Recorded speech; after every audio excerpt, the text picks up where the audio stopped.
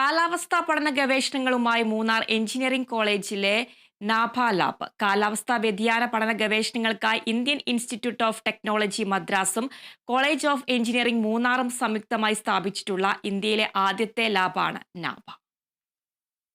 അന്തരീക്ഷത്തിൽ തങ്ങി നിൽക്കുന്ന സൂക്ഷ്മകണങ്ങളുടെ പ്രവർത്തനം കാലാവസ്ഥാ വ്യതിയാനത്തിനെ എങ്ങനെ ബാധിക്കുന്നു എന്നതാണ് നാഭ ലാബിലെ പ്രധാന ഗവേഷണ മേഖല.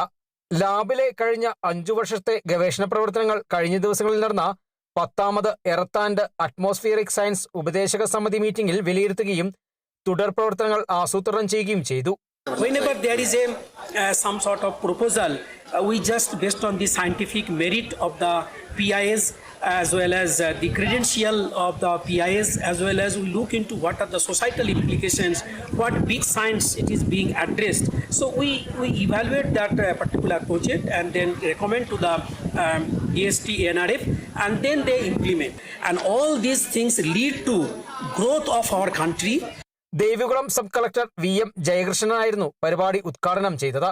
എർത്ത് ആൻഡ് അറ്റ്മോസ്ഫിയറിക് സയൻസിൽ ഇന്ത്യയിൽ നടക്കുന്ന വിവിധ ഗവേഷണ പ്രവർത്തനങ്ങൾ 40ഓളം ഗവേഷകർ പ്രബന്ധങ്ങളായി പരിപാടിയിൽ അവതരിപ്പിച്ചു.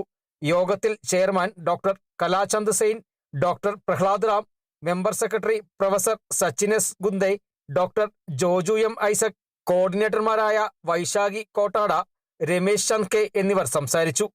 Kerala vision news, Idukki.